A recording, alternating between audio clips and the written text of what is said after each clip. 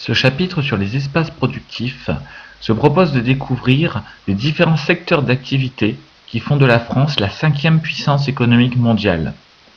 Les espaces productifs balayent les 3 secteurs d'activité: le secteur primaire, c'est-à-dire l'agriculture, le secteur secondaire, l'industrie, et le secteur tertiaire, qui est le secteur des services, du commerce, des activités de bureau, de loisirs et du tourisme. Nous commencerons ici par les espaces productifs industriels en France. À partir du XIXe siècle, l'activité industrielle française fut très localisée sur le territoire. Cette localisation, comme nous pouvons le voir sur cette carte, était essentiellement dans le nord et l'est de la France, c'est-à-dire sur la carte, les régions en violet ou en gris. Ces régions correspondaient aux industries traditionnelles, c'est-à-dire les industries d'extraction, du charbon, du fer, comme c'était le cas dans le Nord-Pas-de-Calais ou en Lorraine, mais aussi les industries textiles ou les industries mécaniques, comme on pouvait rencontrer à Lyon ou à Paris. Ces industries étaient très localisées, car elles se basaient sur un point d'extraction, bien souvent dans le sous-sol, c'est-à-dire l'extraction de charbon, extraction de fer, extraction de potasse, etc. Bien souvent, les industries de transformation de la matière première, telles que les industries de la sidérurgie, se localisaient à proximité des puits d'extraction. Par exemple, dans le bassin minier du Nord-Pas-de-Calais, se trouvaient les industries traditionnelles de sidérurgie. Cette localisation au nord et à l'est de la France de l'industrie traditionnelle s'est arrêtée dans la deuxième partie du XXe siècle. En effet, au fur et à mesure de l'évolution du monde industriel et de l'entrée dans la mondialisation, ces industries traditionnelles sont apparues peu rentables en France et ont peu à peu fermé pour s'installer aujourd'hui dans les pays dits en développement de Chine, Russie, Afrique du Sud, etc. Ainsi, le dernier puits d'extraction du charbon a fermé en 1989 dans le bassin minier du Nord-Pas-de-Calais. Cette localisation au nord et à l'est de l'industrie est donc un vestige du passé et ne correspond plus à une réalité d'aujourd'hui. Ainsi, à partir des années 1960, la politique industrielle française a changé. Et l'industrie aujourd'hui apparaît beaucoup plus disséminée sur le territoire français. Ainsi, comme on peut le voir sur cette carte, les régions majeures de l'industrie traditionnelle, comme le Nord-Pas-de-Calais ou la Lorraine, sont aujourd'hui en reconversion, c'est-à-dire que l'activité est en voie de transformation et change. Aujourd'hui, l'industrie ne se localise plus seulement au nord et à l'est du pays, mais s'est répartie sur l'ensemble du territoire. Ainsi, à partir des années 60, une politique de décentralisation industrielle, c'est-à-dire d'industrialisation des zones les moins industrielles, a été mise à l'œuvre, avec notamment l'implantation d'industries dans l'ouest et dans le sud de la France, des régions qui étaient traditionnellement moins industrielles que le nord ou que l'est. Aujourd'hui, les régions les plus industrielles du territoire français se trouvent être l'ouest et le sud de la France, ici en jaune sur la carte. Ces régions ont accueilli des industries dites de haute technologie, c'est-à-dire l'électronique, l'aéronautique, la chimie, les nanotechnologies, etc. Donc une industrie totalement différente de l'industrie traditionnelle du charbon et de l'acier. À côté de cela, restent des bastions de l'industrie traditionnelle, comme la vallée de la Seine, avec Paris. Paris concentre aujourd'hui 25% de l'industrie française, ou encore la vallée du Rhône, avec Lyon comme grande ville de la chimie française par exemple. Mais l'industrie a énormément changé aujourd'hui.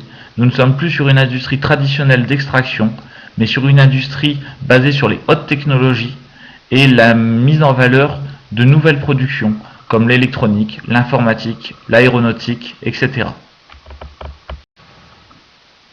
Les régions d'industrie traditionnelles, comme le Nord-Pas-de-Calais ou la Lorraine, se sont peu à peu reconverties dans une industrie différente, comme l'industrie automobile par exemple. L'industrie automobile est encore un fleuron de l'industrie française, avec les 3 grandes enseignes que sont Renault, Peugeot et Citroën. Peugeot et Citroën appartenant à la même entreprise, l'entreprise PSA. Cette industrie automobile est aujourd'hui disséminée sur l'ensemble du territoire. L'industrie chimique est aujourd'hui très développée en France, notamment dans ce qu'on appelle le couloir de la chimie, c'est-à-dire une région industrielle située au sud de Lyon, le long du Rhône. L'industrie chimique et pharmaceutique française est particulièrement représentée par les entreprises Sanofi-Aventis, qui sont les entreprises de chimie et particulièrement pharmaceutiques françaises. Dans le passé, l'industrie énergétique française reposait quasi intégralement sur l'extraction du charbon. Avec la fermeture des puits de mines, et depuis les années 1970, la production énergétique française a changé. Et aujourd'hui, 75% de l'électricité consommée en France est le fruit de l'industrie nucléaire. Ainsi, des dizaines de centrales nucléaires ont fleuri, entre guillemets, sur le territoire français depuis les années 1970. Et nous sommes un des pays à la plus grosse production nucléaire énergétique au monde. Bien que critiquée pour son impact environnemental, l'industrie nucléaire française reste à la pointe, avec un groupe comme Areva. Aujourd'hui, de nouvelles générations d'industries nucléaires, de centrales nucléaires, sont en élaboration, ce qu'on appelle les EPR.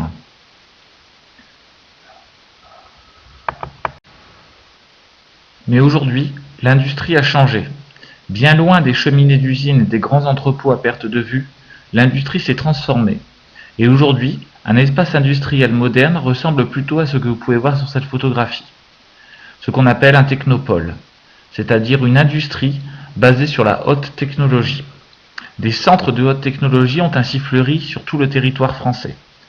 Et ces nouvelles industries se sont principalement implantées à l'ouest du pays et au sud, correspondant à des espaces au cadre de vie plus agréable, afin d'accueillir les ingénieurs et techniciens travaillant sur ces industries modernes que sont l'aéronautique, l'informatique, l'électronique, les nanotechnologies, c'est-à-dire l'industrie de l'infiniment petit. Et aujourd'hui, l'industrie n'est plus raccordée à un site d'extraction ou à une localisation où vous pouvez trouver une matière première.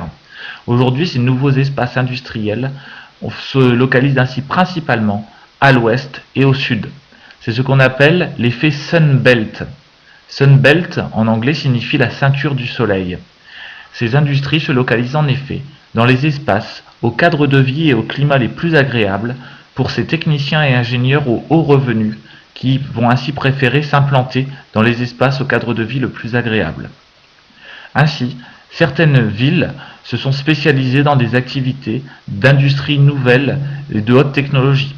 On peut par exemple penser à Toulouse, qui est la ville française de l'industrie aéronautique, avec la localisation des usines Airbus, ou encore d'Arianespace. Pour conclure sur les espaces productifs industriels, et en guise de résumé, nous pouvons dire qu'au cours des 50 dernières années, les espaces de production industrielle en France ont beaucoup changé. D'une localisation essentiellement au nord et à l'est, c'est-à-dire sur les sites d'extraction de la matière première, l'industrie s'est peu à peu disséminée sur le territoire français. Fermeture des industries traditionnelles et développement des industries modernes de type technopole.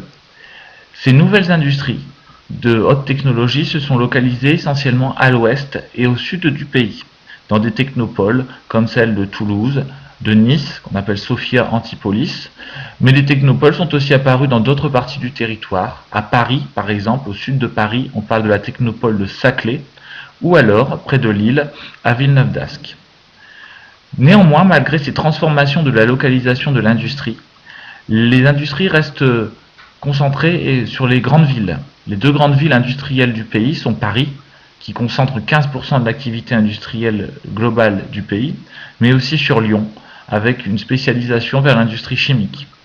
D'autres régions ont gardé une part industrielle importante liée à leur position de carrefour. On peut ainsi penser toujours au Nord-Pas-de-Calais, à la Lorraine ou à l'Alsace, qui sont des régions traditionnelles industrielles, mais qui ont gardé cette caractéristique et attirent aujourd'hui des entreprises étrangères soucieuses d'être localisées au cœur de l'Europe, à proximité de nombreux pays.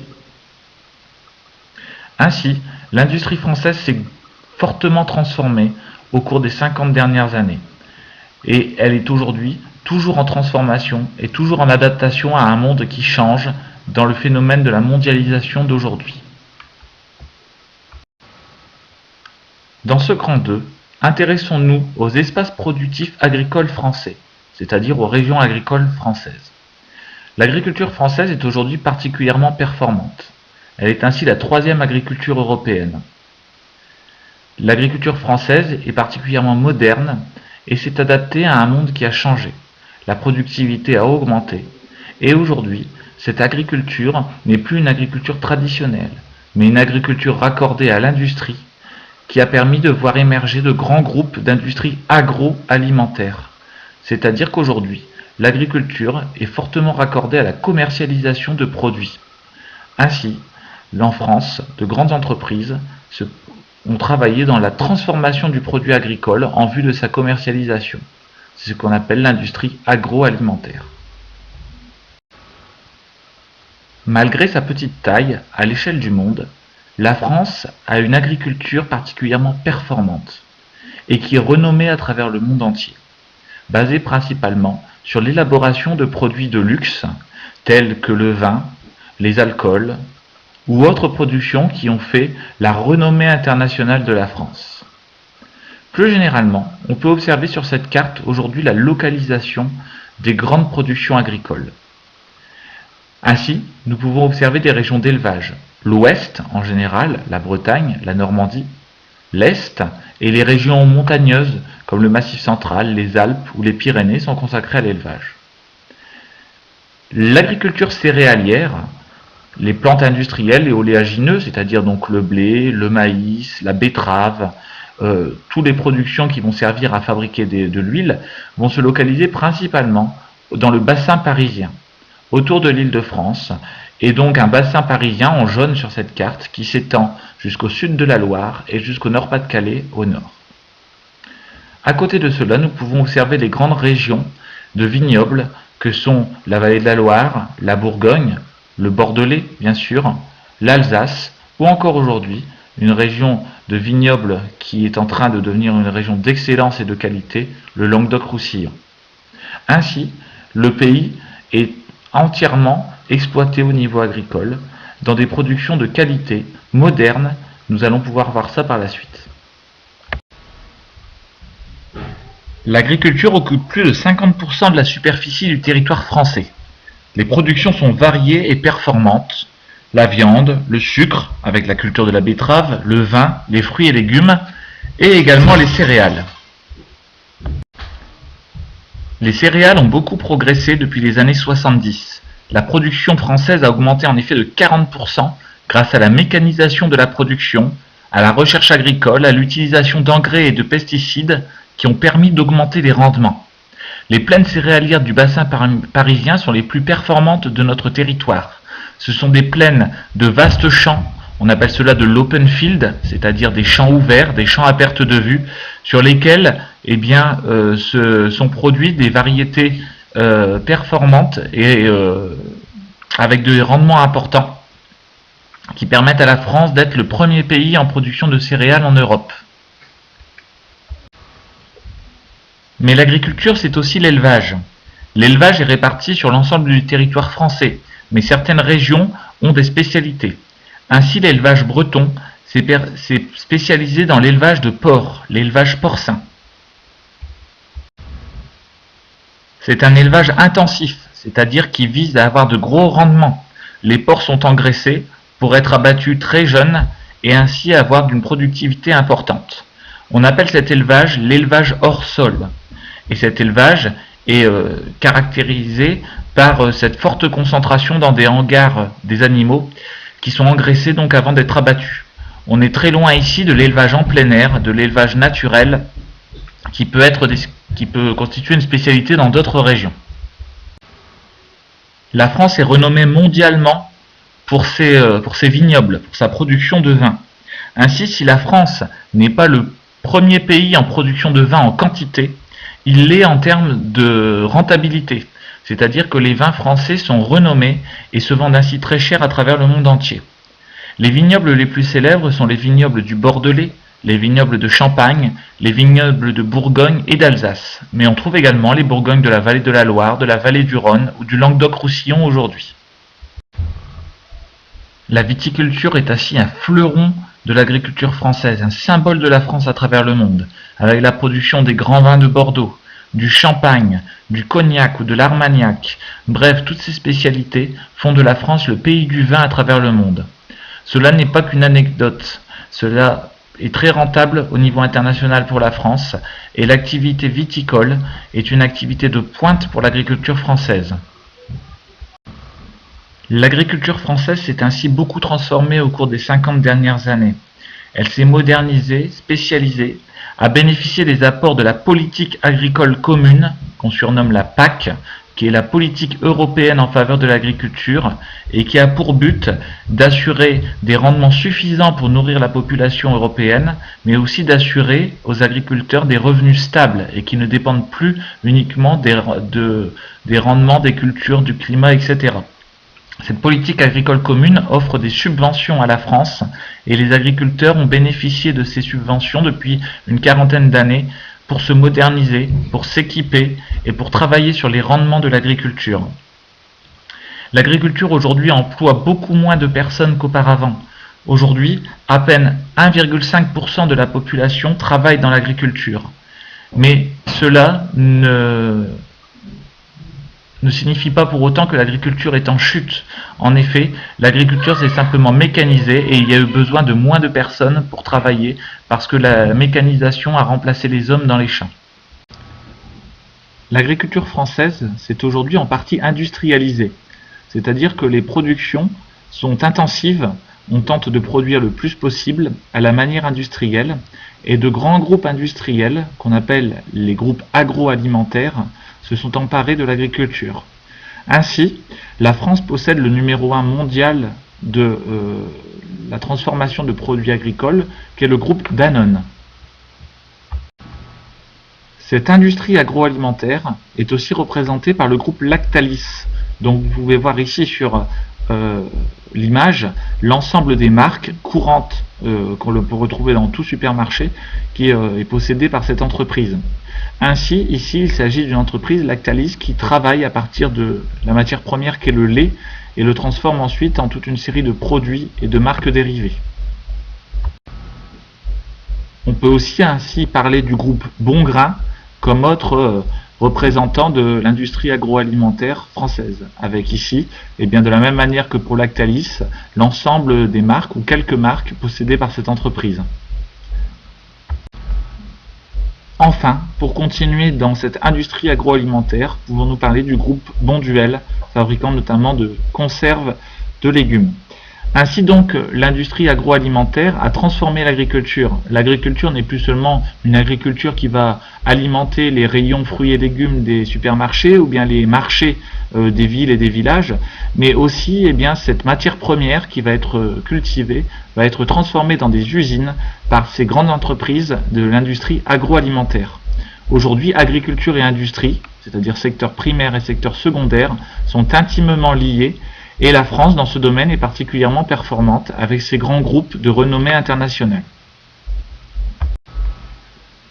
Ce schéma résume tout à fait l'évolution aujourd'hui de l'agriculture vers une agriculture productiviste, dont le but est la production intensive, la production la plus importante.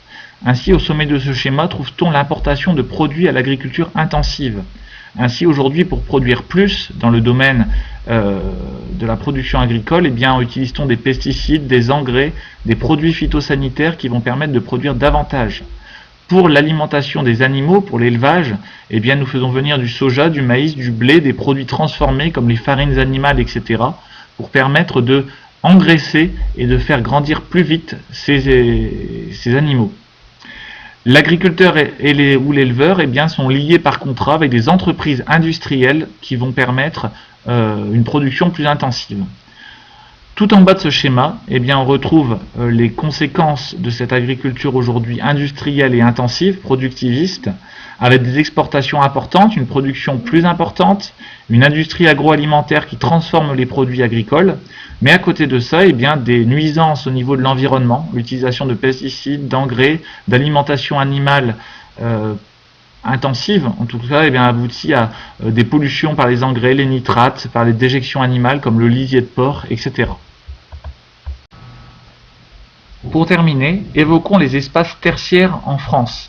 Les activités tertiaires sont toutes les activités qui ne sont ni agricoles ni industrielles.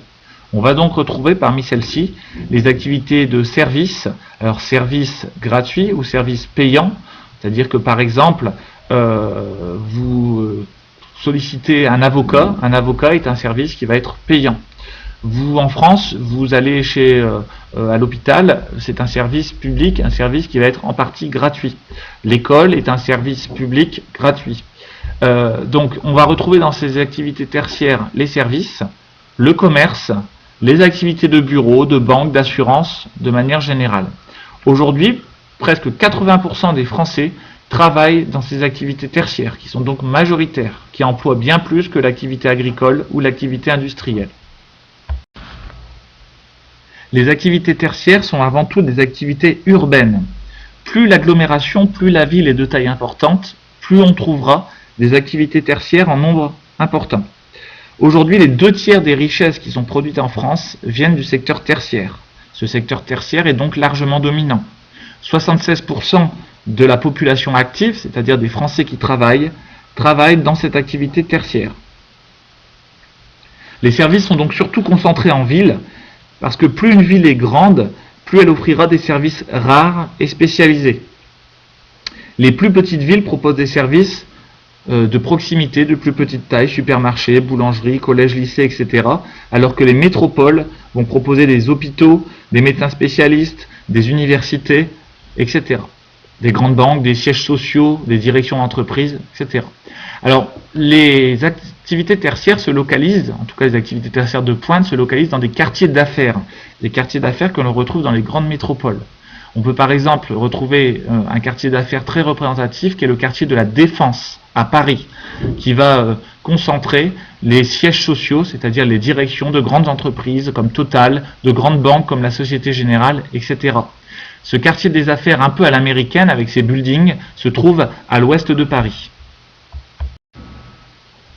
Mais on retrouve aussi le même type de quartier d'affaires à Lyon, par exemple avec le quartier de la Part-Dieu. Alors bien souvent, ces quartiers d'affaires sont connectés à des moyens de transport modernes comme une gare TGV par exemple ou un aéroport. On peut ainsi aussi parler de quartier d'affaires pour le quartier Euralille, donc comme son nom l'indique qui se trouve à Lille, qui dans ses grandes tours eh bien, accueille centres commerciaux, gares SNCF, espaces de loisirs comme des salles de concert, des sièges sociaux d'entreprises, les bureaux de banque ou assurance, etc. Mais une activité du secteur tertiaire particulièrement rémunératrice, c'est-à-dire qui rapporte de l'argent à l'État, est l'activité touristique. La France est en effet le pays touristique numéro 1 au monde et il accueille chaque année plus de 82 millions de touristes qui viennent visiter des monuments, des lieux qui sont connus dans le monde entier, comme par exemple ici la Tour Eiffel, représentative de Paris et de l'ensemble de ses monuments. Paris, la ville lumière, une ville qui fait rêver et vers laquelle viennent des millions de touristes chaque année. Ou encore, dans le domaine des trésors architecturaux et historiques français, le château de Versailles, qui lui aussi attire des millions de visiteurs chaque année. Toujours au niveau de la capitale, de Paris, en banlieue, à Marne-la-Vallée, se trouve le parc Disneyland Paris, donc qui là aussi attire des millions de visiteurs chaque année, puisque c'est le seul parc Disney qui se localise en Europe. Donc énormément de visiteurs qui viennent visiter Paris pour ses monuments, pour son côté historique, passent également une journée, voire 2 jours, au parc Disneyland Paris. Un des lieux touristiques les plus visités de la province, c'est-à-dire en dehors de la capitale, est le Mont Saint-Michel. Mais l'État, à partir des années 1960, a aussi travaillé, aménagé le territoire pour accueillir encore davantage de touristes. Ainsi, ont été aménagées dans les années 1960, à partir de ces années-là, les grandes stations de ski qui ont permis de faire de la France l'une des principales destinations pour le sport d'hiver en Europe. Il en va de même pour de nombreuses stations balnéaires, c'est-à-dire des stations qui sont autour de l'eau, en bord de mer, qui ont été créées à partir des années 1960. On peut penser par exemple aux stations de la côte méditerranéenne, comme la Grande Motte, le Cap d'Agde, Valras-Plage, etc., qui ont été créées de toutes pièces par l'État dans une politique d'aménagement du territoire en vue d'attirer les touristes à partir des années 1960. Les deux cartes que nous allons voir maintenant sont des cartes un peu particulières, que l'on appelle cartes par anamorphose. Ces cartes sont volontairement déformées, et les parties qui sont les plus grosses sont les parties ici qui attirent le plus de touristes au mois de janvier, c'est-à-dire en hiver. On remarque ainsi que, quelle que soit la saison, Paris est une destination privilégiée pour les touristes, notamment en hiver les touristes du monde entier. Mais ensuite, nous avons également au mois de janvier les stations de ski de sport d'hiver qui accueillent les touristes français, mais également les touristes néerlandais, belges ou anglais. En été, on retrouve une fréquentation de Paris, de la région parisienne, mais cette fois-ci surtout des côtes du littoral français qui, avec 5500 km de plages et des plages de tout type, plages de sable fin, falaises, plages de rochers, etc., eh bien, attire de nombreux touristes. Ainsi, sur cette carte sont concentrés tous les atouts qui font de la France un grand pays touristique. Tout d'abord, en bleu, surlignant le littoral, des côtes touristiques importantes, ce que nous venons de dire, ainsi que de grandes structures que sont les grandes stations balnéaires, comme le Cap d'Agde, Cannes, Saint-Tropez, La Baule, Biarritz ou Deauville. On peut penser par exemple aussi au Touquet pour le Nord-Pas-de-Calais. Du tourisme de montagne également, donc avec les Alpes, les Vosges, le Massif central, les Pyrénées, dans lesquels ont été constitués des parcs nationaux qui sont des lieux de visite et de randonnée privilégiés où la nature a été protégée. En vert, nous pouvons voir aussi les activités de tourisme vert, tourisme à la campagne, qui se sont fortement développées, notamment à l'ouest et dans le sud-ouest de la France. Également, ont été créés pour attirer les touristes, les visiteurs, de grands parcs d'attractions, comme Disneyland Paris, le parc Astérix, le Futuroscope, le Puy du Fou ou encore Nausicaa, par exemple, pour parler de la région Nord-Pas-de-Calais. Enfin, motifs d'attraction principaux, les grands sites du patrimoine français, Paris, Versailles, le Mont-Saint-Michel, toutes ces grandes destinations liées à l'histoire française, les châteaux de la Loire par exemple, qui également sont des lieux d'attraction pour les touristes. Paris, en rouge ici, est le grand pôle culturel pour ces musées célèbres dans le monde entier, comme le musée d'Orsay, le musée du Louvre, qui sont des lieux de visite obligés, des passages obligés pour les touristes. Ensuite, des équipements, des infrastructures ont aussi été créés pour faciliter ce tourisme, avec des grands aéroports, des aéroports parisiens, Roissy, Charles de Gaulle et Orly, mais aussi des aéroports de province, comme celui de Lyon, de Marseille, de Nice ou encore de Bordeaux. Ainsi, si on regarde ce schéma, à partir d'espaces naturels ou historiques à aménager, l'État, les collectivités territoriales, c'est-à-dire les régions, les départements, les communes, mais également des sociétés touristiques, des promoteurs immobiliers, ont aménagé des espaces pour accueillir les touristes. Cela a permis ainsi de développer le potentiel que possédaient ces espaces historiques ou naturels afin d'attirer des touristes français et étrangers. Les conséquences sont ainsi économiques avec la création d'emplois, des bénéfices qui sont dégagés de l'activité touristique, mais également, dans certains sites, des conséquences environnementales qui peuvent être négatives. L'arrivée de touristes entraîne parfois de la pollution ou des dégradations. Néanmoins, l'État essaie de protéger son patrimoine touristique par des mesures de protection, comme dans les années 60-70, la création des parcs nationaux et régionaux, dans les années 80, la loi littorale et loi montagne pour protéger les espaces naturels précieux que possède la France. Et enfin, dans les années 1990-2000, la loi sur la protection des paysages notamment, afin d'éviter par exemple sur les côtes, sur le littoral, sur les bords de mer, que l'ensemble de la côte soit entièrement construit, fait de béton et ainsi que les paysages soient dénaturés.